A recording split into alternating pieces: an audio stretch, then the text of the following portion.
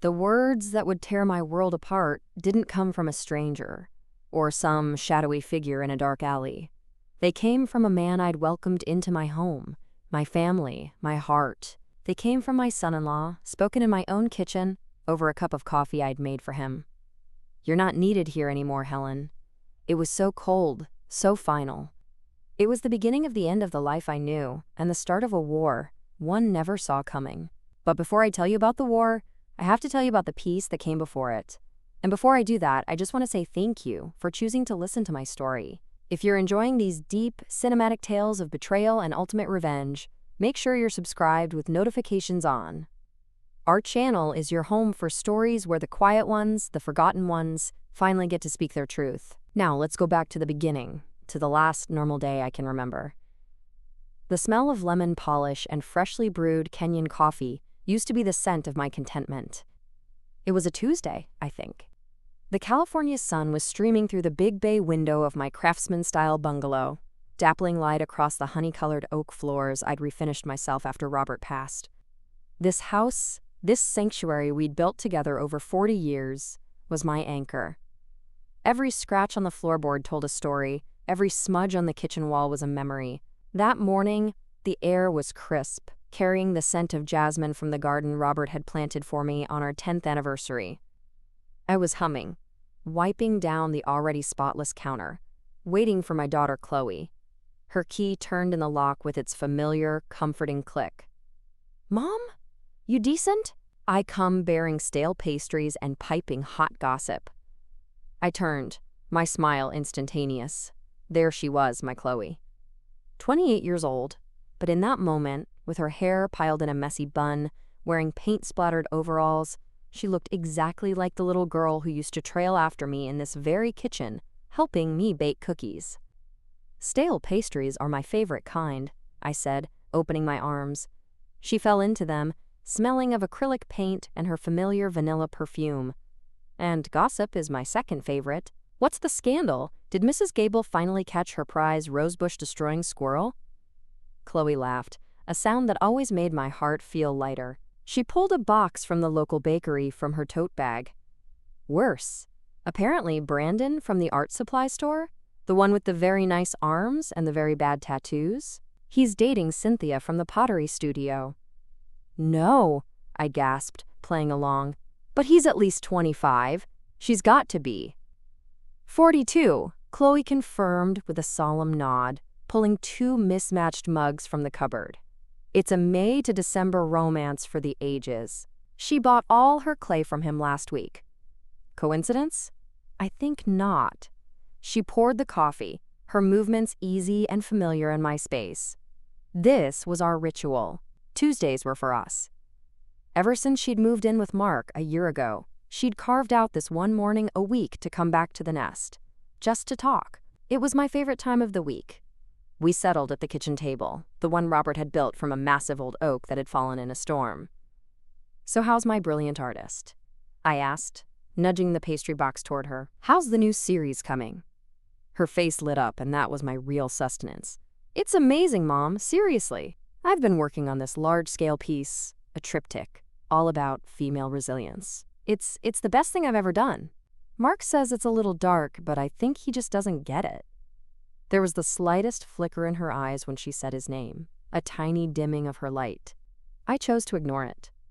Mark was Mark, a successful financial advisor, sharp, ambitious. He'd swept Chloe off her feet 2 years ago with expensive dinners and grand gestures. He provided a stability her artist's life never had. I was grateful for that, wasn't I? "Well, art shouldn't be safe, should it?" I said diplomatically. "It should make you feel something, even if it's discomfort." "Exactly," she said, pointing a croissant at me. "See? You get it. I wish Mark." She trailed off, taking a sip of her coffee. "Anyway, he's just stressed. This big merger at his firm is sucking the life out of him. He's been working crazy hours." "I'm sure he is, honey," I said. "It's a lot of pressure. Is he still being good to you?" I couldn't help but ask, the mother's mantra. "Mom," she said, rolling her eyes, but she was smiling. "Yes, he's fine. He's great. He's just busy. He's talking about maybe buying a bigger place. Something with a dedicated studio space for me, away from the main house. Says my canvases are taking over the living room. It sounded like a gift, but the way she said it, it sounded more like an exile. That sounds generous, I said carefully. It is, she said, a little too quickly. It is. It's just, my studio is my mess, you know? I like being in the thick of it. She changed the subject. Enough about me. What are your plans for the week? Book club? Are you and the girls finally going to beat the reigning trivia champions at the Hopeless Hound? We talked for another hour, easy and meandering. When she left, hugging me tightly at the door, the house felt emptier, quieter. The scent of her vanilla perfume lingered, a ghost of her presence. I felt a profound sense of peace. This was my life. A quiet, beautiful life, filled with books, friends, a garden, and a daughter I adored who still wanted to have Tuesday pastries with her mom. I had no idea it was all a beautiful, fragile diorama, and Mark was already holding the hammer. The first crack appeared that very evening. It was so small, so seemingly insignificant, that I almost dismissed it. Almost. My phone buzzed on the coffee maker. A text from Mark. That in itself was unusual. Mark preferred emails, scheduled calls. Texts were for emergencies. Helen, need to discuss something regarding Chloe. Are you free for a quick call? My heart did a little stutter step. Regarding Chloe. It sounded so clinical, so corporate. Was she sick? Had something happened? I immediately called her cell. It went straight to voicemail. Probably in the zone, painting, music blasting. I took a deep breath and called Mark. He answered on the first ring. Helen, thanks for getting back to me so promptly. His voice was all business. No, hello, no, how are you? Mark, is everything all right? Is Chloe okay? Chloe is fine, he said, and I could hear the faint clack of a keyboard in the background. He was multitasking. This conversation was an item on his to-do list. This is more of a logistical matter. I'm sure you're aware we're looking at new properties. Yes, Chloe mentioned it this morning. A studio space sounds wonderful for her. It's a necessity, he corrected, his tone sharp. The point is, with this merger finalizing, my financial profile is under a microscope. The bank requires a full picture of all familial assets for a loan of this magnitude. I was lost. Familial assets? Mark, I'm not sure what you... Your house, Helen, he said, the impatience barely veiled. The bungalow. I need a copy of the deed and the most recent tax assessment. The bank's underwriters want to see a complete portfolio of potential safety nets. The air left my lungs. My house. Robert's house. Our house. A safety net? Mark, I don't understand. Why would your bank need the deed to my house? It's been paid off for a decade. It has nothing to do with you or Chloe. The keyboard clicking stopped. His voice became slower, more deliberate, the way you'd speak to a child who was being deliberately obtuse. Helen, in the eyes of a lender, everything is connected. Chloe is your only heir. This property represents a significant portion of her future inheritance. Its value factors into our overall stability. It's standard procedure. I just need you to scan the documents and email them to me by tomorrow afternoon. The deadline is tight. It felt wrong. It felt invasive. A cold trickle of unease went down my spine. This was my home, not a line item on a balance sheet. I'd have to find those documents, Mark. And I think I'd like to talk to Chloe about this first. There was a beat of silence on the other end of the line. It was heavy, loaded. I could feel his disapproval, radiating through the phone. There's no need to bother Chloe with this, he said, his voice dropping, losing its fake professional sheen and revealing something colder, harder beneath. She's under enough pressure with her work. This is a mundane financial formality. I'm handling it. I need you to trust me and send the documents. Please don't make this more difficult than it needs to be. The unspoken words hung in the air, for Chloe's sake. He was framing my perfectly normal hesitation as an inconvenience, as a lack of trust that would somehow hurt my own daughter. "I'll see what I can find," I said, my voice tight. "Thank you," he said, the professionalism snapping back into place. "Email them to me by end of day tomorrow. Talk soon." He hung up. I stood there in my quiet, sun-drenched kitchen, the phone clutched in my hand, the lingering scent of lemon and jasmine suddenly feeling cloying, not comforting. The first tiny hairline fracture had appeared in my perfect world, and I had no idea how deep it would go. The next few days, I tried to bury the unease. I told myself I was being a paranoid, overprotective mother. Mark was a numbers guy. This was how he operated. He saw the world in spreadsheets and assets. It didn't mean he was a bad person. It just meant he was different from us. I didn't send the documents. I pretended I couldn't find them, that I'd have to request new copies from the county recorder's office, a process that would take weeks. Mark's texts became terser, more impatient, but he dropped it. For now, life resumed its pleasant rhythm. I went to book club, where we argued passionately about the latest bestseller. I met my friend Barbara for lunch at our favorite cafe. I deadheaded the roses in my garden. I tried to forget the cold, transactional tone in Mark's voice. The following Tuesday, Chloe came over again. But something was different. She was quieter, more subdued. She picked at her pastry instead of devouring it. "Everything okay, sweetie?" I asked, placing a hand over hers. "You seem a million miles away." She forced a bright smile. It didn't reach her eyes. "Just tired. This piece is taking a lot out of me, and Mark's been stressed." "The merger?" "Yeah, the merger." She looked out the window, her gaze distant. "He's just so focused on the future, on building this perfect life. Sometimes it feels like he's already living in that future, and I'm still stuck in the messy present, trying to catch up." "A marriage is a partnership, Chloe. You don't have to catch up, you walk together." She looked at me then, and for a split second I saw a profound sadness in her eyes, a loneliness that made my heart ache. "I know, Mom, it's just, he has this plan, for everything, and sometimes I feel like I'm a part of the plan, another asset to be managed." Her words echoed my own unease so perfectly it was chilling. But before I could probe deeper, her phone buzzed. She glanced at it, and her whole demeanor changed. The sadness was instantly wiped away, replaced by a nervous, attentive energy. "It's Mark. I have to take this." She got up and walked into the living room, her voice low and soothing. "Hey, honey. Yeah, I'm at Mom's. No, it's fine. Of course. I can be there in 20. "Don't worry. I'll handle it. Love you too." She came back, already gathering her things. "I'm so sorry, Mom. I have to run. He forgot some documents he needs for a meeting, and I have to go let the courier in." "He can't call the building manager?" I asked, a knot of irritation forming in my stomach. "It's easier if I do it," she said, avoiding my eyes. She gave me a quick, distracted hug. "I'll see you next week. Love you." And just like that, she was gone. The coffee was still warm in our mugs.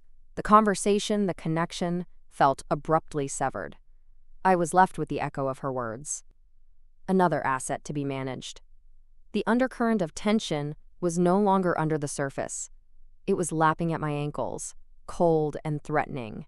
The escalation was slow, insidious, like a poison working its way through the bloodstream. It started with small things. Comments dropped into conversations, always with a veneer of concern. We were all at their sleek, modern apartment for dinner a week later. It was all sharp angles, glass, and stainless steel. Nothing like the warm, cluttered comfort of my bungalow. Mark was playing the gracious host, pouring expensive wine. "This is wonderful, Mark," I said, taking a sip. "A 2015 Cabernet from a small vineyard in Napa," he said, swirling his glass. "They understand the value of legacy, of protecting an asset for future generations." He looked at me, unlike some who let sentimentality cloud their judgment. Chloe was in the kitchen, plating the main course. I forced a smile. "Some things are more than assets, Mark. Some things are homes. They have soul." "Soul doesn't pay property taxes, Helen," he said, his smile not reaching his cold blue eyes. "Leverage does. It's a simple concept, really. But I suppose it's easier to be emotional than strategic." The insult was wrapped in a lesson. I felt my cheeks grow warm. Chloe came back in, saving me from having to form a response. Later, as she was showing me a new sketchbook in the kitchen, Mark's voice carried from the dining room. He was on a business call, his voice loud and confident, meant to be overheard. No, absolutely not. We're streamlining, cutting dead weight. Emotional attachments are a liability in this market. Exactly. You have to be willing to make hard choices to protect what's truly yours. Every word felt like a dart aimed directly at me, at my home, at my relationship with my daughter. I felt like a ghost in their world, a sentimental relic from a past that was being systematically erased. The gossip started soon after. A friend from my gardening club, Marge, called me, her voice laced with awkward concern. "Helen, honey, I hope you don't mind me asking, but is everything all right? Financially, I mean?" I was baffled. Financially? Of course, Marge. Why would you ask that? Well, I ran into Mark at the charity auction last night. Such a charmer. He was talking about how stressful it is to have aging parents who refuse to downsize, who cling to these large, expensive properties out of sheer stubbornness. He said it was a huge burden on the next generation, always worrying about them. I assumed he must have been talking about you. The room tilted. I gripped the kitchen counter. He said that? Oh, not in so many words. Marge backpedaled quickly, realizing she'd stepped in it. He was just speaking generally, I'm sure. It just got me thinking about you in that big house all alone. Maybe he has a point? A nice condo might be easier? I ended the call as politely as I could, my hand shaking. He was painting me as a burden. A stubborn, irrational old woman, clinging to her house, making life difficult for her poor, successful son-in-law. He was poisoning the well, one conversation at a time. Just when I felt myself pulling away, just when the coldness was becoming unbearable, Mark shifted tactics. It was the most dangerous move of all. He showed kindness. He showed up at my door on a Saturday morning with a bag of gourmet groceries and a smile that almost looked genuine. "I feel like we got off on the wrong foot, Helen," he said, sweeping past me into the kitchen. "I've been under a lot of pressure. I know I can be blunt. Let me make it up to you. I'm making you and Chloe brunch." He proceeded to take over my kitchen, whipping up eggs Benedict and fresh mimosas with an efficiency that was impressive. He fussed over Chloe, complimented my garden, and told funny, self-deprecating stories about his work colleagues. He was charming. He was the man who had won my daughter's heart. He drew me back in. "See?" Chloe whispered to me, her eyes shining with relief as we watched him flip a pancake with a flourish. "He's a good guy, Mom. He just gets stressed." In that moment, surrounded by the smell of good food and the sound of laughter, I doubted myself. Had I imagined the coldness? Had I been too sensitive? He was trying. I had to try too. "The merger is finally done," Mark announced, raising his mimosa glass, "which means I can finally focus on what's important. My family." He looked directly at me. "And that includes you, Helen. You're the only mother I've got." It was exactly what I wanted to hear. The relief was so potent it was dizzying. The cracks, I told myself, could be sealed. We could be a family. "In fact," he said, his tone becoming conspiratorial, "to celebrate, I want to take my 2 favorite girls on a trip. A long weekend in Napa. My treat. Top-tier spa, wine tours, the whole 9 yards. What do you say?" Chloe clapped her hands with delight. "Oh, Mark, really? That sounds incredible." "Helen," he asked, his smile wide, "a little rest and relaxation? God knows you deserve it after putting up with me." How could I say no? It was a peace offering. "A bridge." "I'd love to," I said, meaning it. "Perfect," he declared. "It's settled. I'll book everything this week. We'll go next month." He had me, completely. The manipulation was masterful. He'd isolated me with coldness, then reeled me back in with warmth. He'd made me doubt my own perceptions, and then he'd offered me a gift. I felt foolish for ever having suspected him. I let my guard down. It was the biggest mistake I could have made. The true escalation began after the brunch, after the truce had been declared. The stakes were no longer about subtle insults or whispered gossip. They were about everything I held dear. It started with a phone call about my property taxes. The bill had somehow been sent to Mark's address. He brought it over, his expression one of grave concern. "Helen, this is quite a jump from last year," he said, spreading the document on my kitchen table like a doctor delivering a bad diagnosis. "The reassessment is brutal. They factored in all the recent sales in this neighborhood. The Patterson place sold for $1.8 million. It's driving everyone's taxes up." I stared at the number. It was significantly higher. That's a lot," I said weakly. My fixed income from Robert's pension and my Social Security was comfortable, but this new number was alarming. "It's unsustainable," Mark stated flatly. "This is exactly what I was talking about. This house is becoming a financial anchor around your neck. And by extension, around Chloe's. She worries about you, constantly. She loses sleep over this." The guilt landed like a physical blow. She does?" "Of course she does," he said, his voice softening with false sympathy. "She's your daughter. She loves you. She doesn't want you to struggle. And neither do I." He leaned forward. "I have a proposal, a way to solve this, permanently." I was trapped. The numbers were right in front of me. The concern for my daughter was a knife at my throat. "What proposal?" "You sign the house over to me and Chloe," he said, as if it were the most natural thing in the world. "We take on the tax burden. We take care of all the maintenance, the insurance, everything. You would have a life estate. You can live here until you die. Nothing changes for you, but the asset is protected. It's secured for Chloe's future, and you get to live here, stress-free, forever. It's a win-win." It sounded logical. It sounded generous. But a deep, primal part of me recoiled. Sign over my house? The deed Robert and I had signed together, the one that was filed away in the safe along with our marriage license and the kids' birth certificates? I don't know, Mark. That's a huge decision. I'd need to talk to a lawyer, my own lawyer." His face tightened almost imperceptibly. The warmth from brunch evaporated. "A lawyer? Helen, that's an unnecessary expense. I can have my guy draw up the papers. It's a standard quitclaim deed. It's very simple." "I'm sure it is," I said, finding a sliver of steel in my spine. "But I would still prefer to have independent counsel look it over, for everyone's peace of mind." He stared at me for a long, cold moment. I had challenged him. I had refused his solution. The mask was slipping.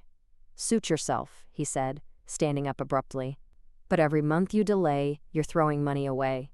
And you're causing your daughter unnecessary stress. Think about that." He left me sitting at the table, staring at the tax bill, feeling the walls of my beloved home closing in on me. He wasn't just asking for a document anymore. He was asking for the title to my entire life. The next blow came from an unexpected direction. My family. My younger brother David called me. David, who lived in Arizona, who I spoke to maybe 3 times a year. "Helen, got a minute?" he asked, his tone uncharacteristically serious. "For you? Always, David. What's up?" "I just got off the phone with Mark." The mention of his name sent a chill through me. "Mark? Why were you talking to Mark?" "He called me. Said he was worried about you. Said you're being stubborn about the house. That the taxes are crippling you, but you're refusing to see reason. He said you're getting confused. That you're forgetting things." I felt the blood drain from my face. He said I was confused? "He's just concerned, sis. We all are. Maybe he's right? That house is a lot for one person. Maybe it's time to think about a change. Mark says he and Chloe would make sure you're taken care of." It sounds like a solid plan. Mark had gotten to my brother. He'd planted the seed that I was losing my faculties, that I couldn't be trusted to manage my own life. The isolation was beginning. He was systematically cutting me off from my support system, one concerned conversation at a time. The shift, the moment I realized the betrayal was far darker and more calculated than I'd ever imagined, happened because of a misplaced piece of paper. Chloe had asked me to look for an old family recipe for lemon lavender cake, her grandmother's recipe, for a dinner party she was hosting for Mark's colleagues. I was rummaging through the bottom drawer of my desk, the catch-all drawer for old manuals, spare keys, and forgotten paperwork, when I found it. It was a real estate listing. A glossy, professional flyer for my own house. There was a picture of my front porch, my jasmine vine in full bloom. The headline read, "Charming historic bungalow in prime location. priced to sell at $1.75 million. My hands began to shake. The paper felt like ice. The listed agent was someone I didn't know. But scrawled in the margin in a familiar, sharp handwriting was a note. Helen motivators, 1. Tax burden, 2. Chloe's worry, 3. Isolation, trip to Napa? Price to sell. Isolation, trip to Napa? The world stopped. The air left my lungs. This wasn't about securing an asset for Chloe. This wasn't about helping me. This was about getting me out. The brunch, the charm, the trip, it was all a strategy. A list of motivators to manipulate me into giving up my home. He wasn't just a cold, numbers-driven son-in-law, he was a predator. And I was his prey. I sank to the floor, the listing crumpling in my fist. The betrayal was so complete, so venomous, it was a physical pain in my chest. He was going to sell my house from under me. He was going to use my love for my daughter as a weapon against me. The vacation wasn't a peace offering. It was a tactic, a way to isolate me, to get me away from my home, perhaps to stage a viewing or even sign papers while I was distracted and relaxed. I had never felt so alone, so utterly and completely betrayed. The isolation became a tangible thing after that. It was a silence that grew around me. Marge from the gardening club stopped calling. My other friends were suddenly so busy. I found out later that Mark had gently, concernedly, told a few of them that I was going through a bit of a difficult time and might need space. He'd framed himself as the devoted son-in-law, protecting my fragile mental state. Even Chloe felt distant. Our Tuesday coffees became shorter, more rushed. She was always distracted, her phone buzzing constantly with texts from Mark. When I tried to broach the subject, to ask her if everything was really okay, she'd shut me down. "Mom, please, not this again. He's trying so hard. The trip to Napa is all he talks about. He wants us to be a family. Why can't you just be happy for us?" I was losing her. He was winning. He had turned my own daughter into a stranger who saw me as a problem, an obstacle to her perfect future. I was completely and utterly alone, trapped in a beautiful prison of my own making, while the warden plotted its sale. The first discovery, the one that gave me proof, was an accident, a miracle. I was trying to find the original deed to the house, the one I'd told Mark 1 couldn't find. I needed to hold it, to see my name and Robert's name together on the paper, to remind myself that this was real, that it was ours. I pulled the heavy metal safe from the back of my closet. Robert's safe. I hadn't opened it in years. I spun the dial, remembering our anniversary date, the combination he'd always used. The lock clicked open. Inside were the things that mattered. Our marriage certificate, the kids, faded birth announcements, a bundle of love letters tied with a ribbon, the deed to the house, and the thick last will and testament of Robert James Miller. I pulled out the will. I hadn't looked at it since the lawyer had gone over it with me after Robert's death. It was a standard document. Everything to me, then to the children in trust. But as I flipped through the pages, something else fell out. A smaller, separate document, folded in thirds. It was on older, more yellowed paper. The heading made my heart stop. Amendment to Last Will and Testament of Robert James Miller. I unfolded it with trembling hands.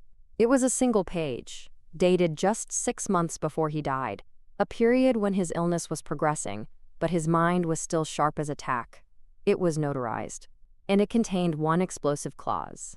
It stated that in the event of my death or incapacitation, the house was not to be sold. It was to be held in a trust for Chloe, with me as the sole trustee. But there was a specific condition. A name was explicitly forbidden from having any power of attorney, executorship, or any form of control over the property or the trust. Mark Delaney. Robert's handwriting, shaky but determined, was in the margin. "My darling Helen, I've met him now. I see the ambition in his eyes. He will try to take what is yours. This is my shield for you. I love you, always, Robert." I broke down. Sobs racked my body there on the closet floor. Robert had known. He had seen the predator behind the polished facade. He had tried to protect me from beyond the grave. I wasn't alone. I had an army of one, and his name was Robert Miller. I had proof. I had a weapon. I didn't have to wait long for Betrayer's Power 1. It came at the promised Napa trip. It was meant to be the culmination of his isolation strategy. Instead, it became his stage for gloating. We were at a beautiful vineyard, sitting on a terrace overlooking rolling hills of perfect grapevines. Mark was in his element, holding court, ordering expensive bottles, holding Chloe's hand. I was playing my part, the grateful, relaxed mother-in-law. He waited until Chloe went to the restroom. Then he turned to me, his expression changing from charming to coldly triumphant in an instant. "I'm glad we could do this, Helen," he said, swirling the deep red wine in his glass. "It's good to have this time together, before things change." "Change?" I asked, playing dumb, my heart hammering against my ribs. "With the house," he said, as if it were a foregone conclusion. "I've had a cash offer. 1.8 million. All contingencies waived. It's a fantastic deal, well over asking. The buyers are motivated." I stared at him, the audacity of it stealing my breath. You have an offer? On my house?" "Our house, soon enough," he corrected, a smug smile playing on his lips. "Once you see reason, once you stop being so emotional. The papers are all drawn up. I have them back at the room. I thought we could sign them after dinner. Make it a celebration. Chloe will be so relieved. The stress is really taking a toll on her." He was actually going to try to get me to sign over my house on a vacation he was paying for. The sheer arrogance was breathtaking. "You've thought of everything, haven't you?" I said, my voice dangerously quiet. "It's what I do, Helen," he said, leaning forward, his voice a low, venomous whisper. "I win, I acquire, I see what I want, and I get it. And I want that house. Its value is being wasted on you. You live in the past. I'm building a future that doesn't include you being a drain on my wife's emotional and financial resources." Every word was designed to humiliate, to crush. He was finally saying the quiet part out loud. "And if I refuse?" I asked. His smile was chilling. "Then you force my hand. I'll have to pursue a conservatorship. I have statements from your brother, from your friends, about your confusion, your irrational attachment. A judge will see a frail, elderly woman being manipulated by sentimentality, unable to manage her own affairs. They'll appoint a conservator. And guess who Chloe will recommend?" He sat back, satisfied. He had checkmated me, and he knew it. He thought he had won. Just then Chloe returned, her face flushed from the wine. "What are you two looking so serious about?" Mark's face instantly transformed back into warm, charming concern. "Just talking about the future, sweetheart, and how bright it's going to be." He looked at me, and in his eyes I saw the complete certainty of his victory. He thought I was broken. He had no idea he had just awoken the dragon. That night, in the luxurious hotel room he'd paid for, I didn't sleep. I stood on the balcony, looking out at the stars over the valley. But I wasn't seeing them. I was seeing flashbacks. I was remembering the first time Mark came to dinner at the bungalow. He'd complimented everything.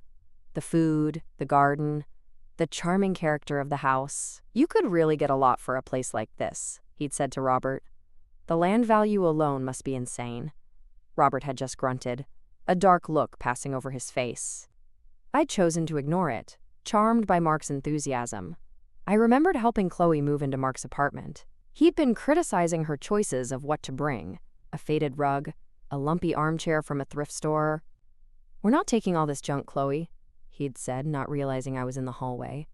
"We're building a new life, a better life. This stuff just holds you back." Junk. Our life was junk to him. I remembered Robert, in his final weeks, pulling me close. His voice was weak, but his eyes were fierce. That boy. Mark. He's like a calculator, Helen. He only sees numbers. He doesn't see soul. You protect your soul. Promise me. I'd promised, thinking he was just being a protective, sick father. He wasn't. He was a prophet. Every kindness from Mark was recontextualized. Every gift was a down payment. Every concerned comment was a strategic move. The past 2 years played out in my mind like a horror movie, and I had been the oblivious star, smiling while the monster closed in. The second discovery, the one that revealed the double betrayal, came from a place of sheer desperation. I needed to understand the full scope of his plan, I needed to know why he needed the money so badly. The merger was done, he was successful. Why the relentless push for my house? I did the thing I never thought I'd do. I went through Chloe's things. The next Tuesday, when she came over, she left her laptop bag in the hallway. She was in the garden, distracted, talking on the phone to one of her gallery contacts. My hands shook as I unzipped the bag. It felt like a violation, a betrayal of her trust. But I had to know. I had to know what monster she was married to. Her laptop was password protected. I tried every combination I could think of. Her birthday, Mark's birthday, their anniversary. Nothing. I was about to give up when I noticed a small, black, moleskin notebook tucked into the side pocket. Her sketchbook for ideas. I opened it. It was filled with her beautiful, swirling drawings, concepts for her art. But tucked into the back pages were printouts, folded and hidden. Financial printouts. I pulled them out. They were bank statements. But not from a joint account. The account name was M. Delaney Holdings, LLC. The transactions were a river of red. Massive transfers out, payments to a company called Venture Vanguard, Inc. that always showed a loss. And then I saw the destination of the most recent desperate transfer, a payment of $325,000 to a Cayman Islands account number, and a line item below it, debt service, Vigilant Capital Partners. Late payment penalty, $42,000. Mark wasn't successful. He was drowning. The merger had probably been his last-ditch effort to save himself, and it had failed. He was in deep, desperate debt to some shadowy entity, and he was using my house as his personal ATM to bail himself out. He wasn't building a future for Chloe. He was saving his own skin and using her inheritance to do it. This was the double betrayal. It wasn't just about greed, it was about desperation. He was willing to sell my home, my history, my soul, to pay off his own catastrophic failures.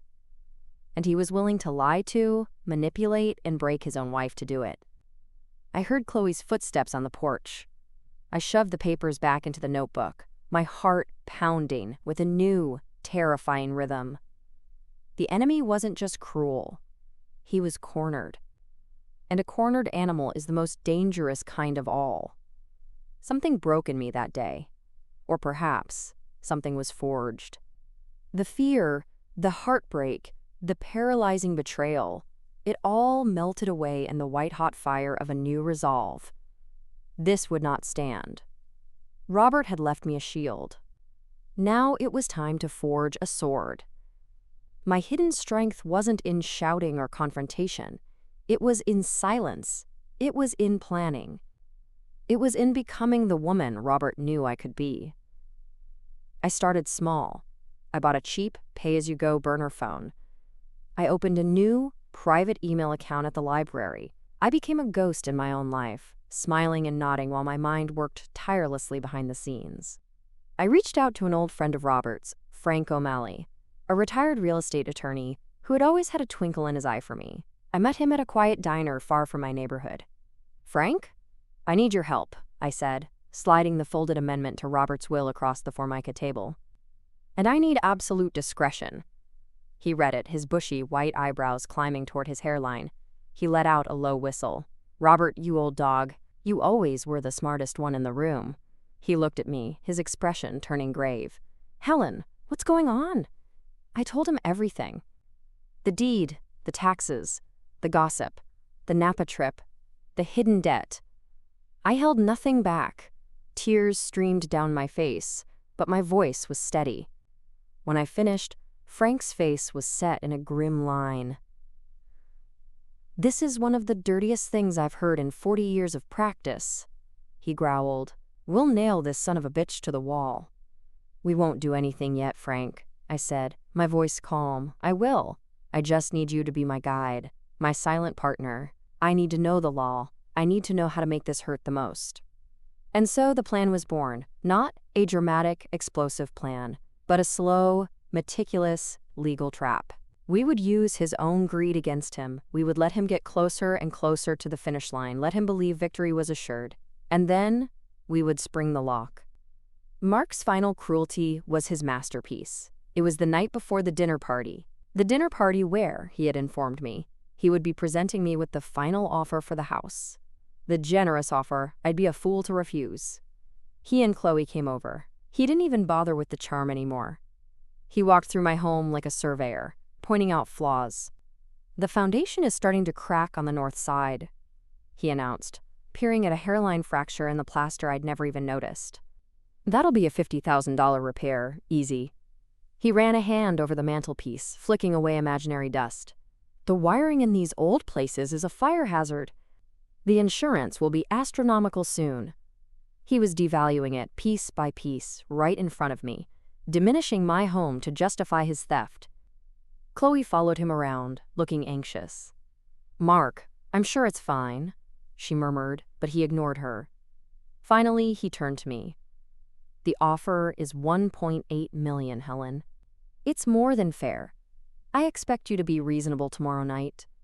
I've invited the buyers. I want you to meet them. See that they're good people." He'd invited the buyers to my own home? The audacity was staggering. "You've invited them here?" I asked, my voice barely a whisper. "It's standard practice," he said dismissively. "They're eager to see the place. They have visions for it. A complete gut renovation. Open up the floor plan, modernize everything. It's going to be stunning." A gut renovation. He was going to let them tear apart every memory, every piece of love Robert and I had built into these walls. He saw the look on my face and his expression hardened. "This isn't a museum, Helen. It's a house. It's time to stop living in the past. Sign the papers tomorrow. For Chloe. Or I will be forced to take the other path. The conservatorship. And you will lose everything, including your dignity." He looked at me with pure, unadulterated contempt. He truly believed he held all the power. He believed I was a defeated old woman. He put his arm around Chloe. "Let's go, sweetheart. Your mother has a big decision to make." As they walked to the door, Chloe glanced back at me. For a fraction of a second, I saw it in her eyes. A flicker of doubt, of pain, of love. But it was gone as quickly as it appeared, extinguished by the overwhelming presence of the man she called her husband. The door closed behind them. I was alone in the silence of my home. He thought his victory was theirs. He had no idea it was the last time he would ever walk out of this house as anything other than a convicted criminal. The execution of my revenge began not with a bang, but with a series of quiet, precise clicks. First click. I called Frank from my burner phone. "It's tomorrow night. He's bringing the buyers." "Okay, Helen," Frank said, his voice all business. "The paperwork is ready. I filed the amendment with the probate court. It's now a matter of public record, not that he bothered to check. I've also taken the liberty of reaching out to a friend of mine, Lieutenant Maria Rodriguez, head of the Financial Crimes Unit. She's very interested in talking about Cayman Island account transfers and debts to entities like Vigilant Capital Partners. She'll be standing by." Second click, I went to the bank and secured the most important piece of my evidence, the original, notarized amendment to Robert's will. I placed it in a large, official-looking envelope. Third click, I made dinner. I cooked Robert's famous beef bourguignon. I set the table with my best china, the set my mother had left me. I lit candles. I was not preparing for a surrender. I was preparing for a last supper. The doorbell rang at 7 p.m. sharp. I took a deep breath, smoothing down my simple black dress. I was not a frail old woman. I was Helen Miller, Robert's wife, Chloe's mother, the keeper of this house. And I was ready for war. I opened the door. Mark stood there, beaming, a bottle of expensive champagne in his hand. Behind him were a bland, smiling couple in their 50s, the buyers. And beside them, her hand held tightly in Mark's, was Chloe. She looked pale, her eyes downcast. "Helen!" Mark boomed, stepping inside without an invitation. "You remember the Carlyles? They're so excited to see the place. Something smells amazing." "You shouldn't have gone to all this trouble." "It was no trouble," I said, my voice calm. "Please come in." The Carlyles wandered into the living room, their eyes not looking at me or the family photos, but at the walls, the ceiling, assessing square footage. "Oh, we'll knock this wall right out," the wife said, pointing at the load-bearing wall between the living and dining room. Mark laughed. "See, Helen? Vision." I just smiled. "Dinner is ready, shall we?" We sat at the table. The conversation was stilted, awkward. Mark dominated it, talking loudly about property values, interest rates, the potential of the neighborhood. Chloe pushed her food around her plate. The Carlyles ate quickly, eager for the tour. Finally, Mark wiped his mouth with a napkin and placed it on the table. The signal. "Well, Helen," he said, his tone shifting to one of false solemnity. "We've had a lovely meal, thank you. Now let's talk business. I have the papers right here." He pulled a thick document from his briefcase. The quitclaim deed. He slid it across the table toward me, along with a fancy fountain pen. "It's all standard. Just sign on the highlighted lines. We'll get it notarized first thing in the morning. Then the Carlyles can begin the process of making this their dream home." I looked at the document. I looked at the Carlyles, who were smiling encouragingly. I looked at Chloe, who was staring at her lap, a single tear tracing a path down her cheek. Then I looked at Mark. "I'm not signing this, Mark," I said, my voice clear and steady in the quiet room. His smile didn't falter, but his eyes turned to ice. "Helen, we've been through this. Don't be difficult. Not in front of our guests." "These aren't my guests," I said. "They're yours, and they're trespassing in my home." The Carlyle's smiles vanished. Mark's face darkened. "That's enough. You're being irrational. Sign the papers." "Or what, Mark?" I asked, tilting my head. "You'll have me declared incompetent?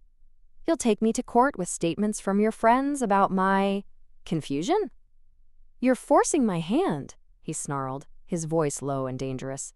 "No," I said, a small smile playing on my lips. "You forced mine."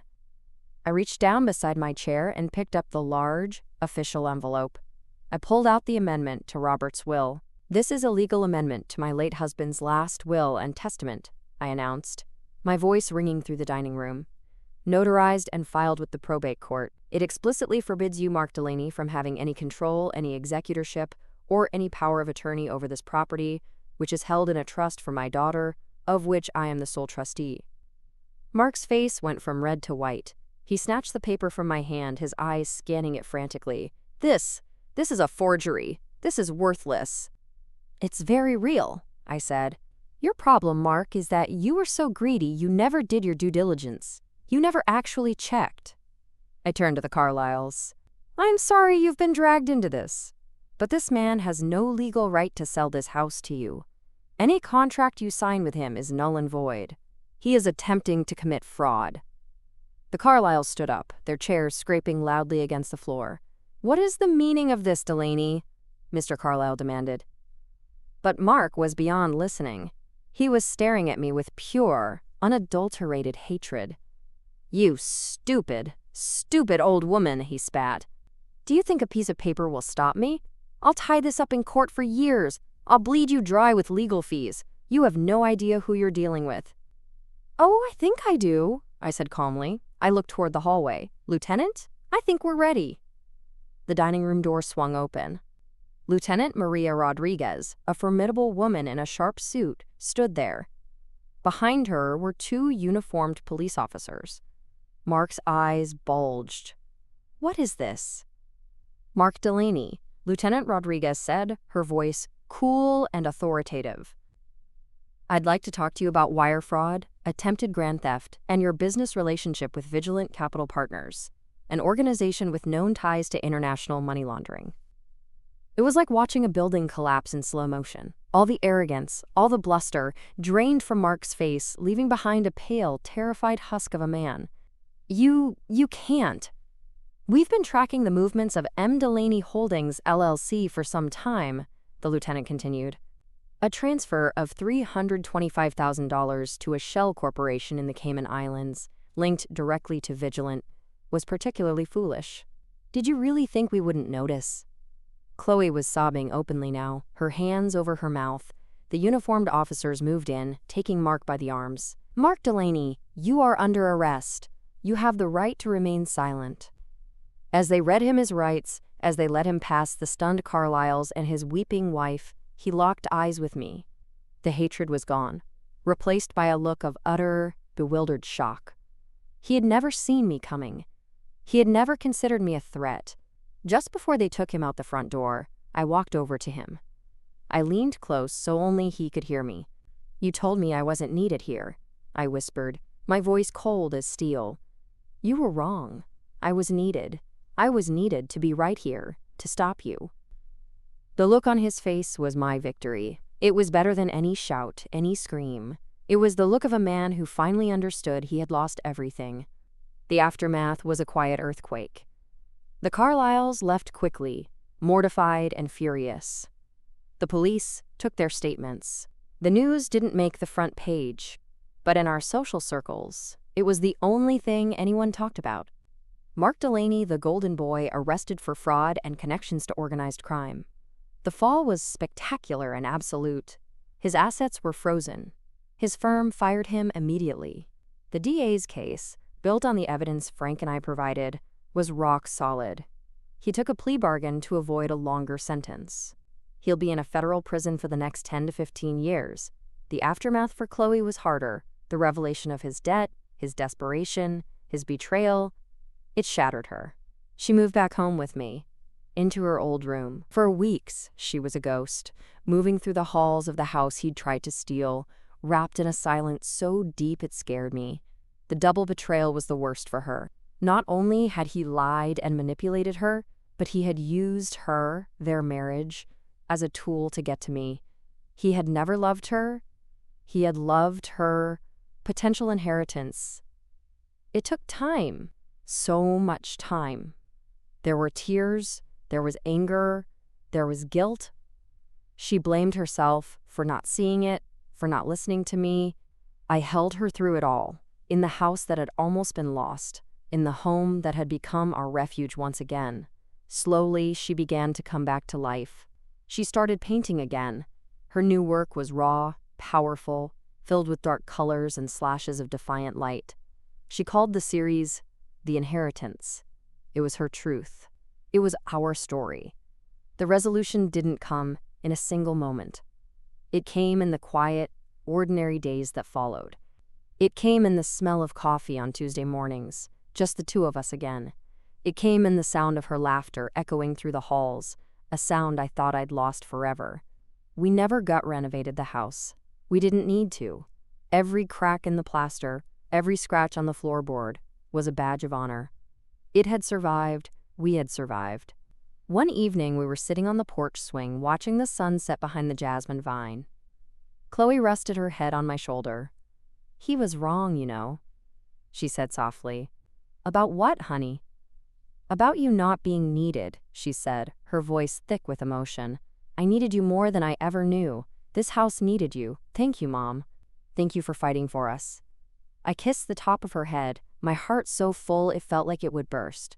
"We protect our own, Chloe. It's what your father taught me. It's what we do." The war was over. The peace we had won was hard-earned and more precious than any amount of money. I had my daughter back. I had my home. I had my life. I learned that the quietest people are often the strongest, that love is a shield and a sword, and that no matter how dark it gets, how alone you feel, you must never, ever stop fighting for what is yours. And if you're fighting your own battle right now, if you feel alone and outmatched, remember my story. Remember that the quietest strength is often the most powerful. Your time will come. Your truth will be heard. If you believe in justice, if you believe that the good guys can win, then do me a favor. Hit that like button, subscribe to the channel, and ring the notification bell. Because here, we never back down. Here, we always fight back. Thanks for listening.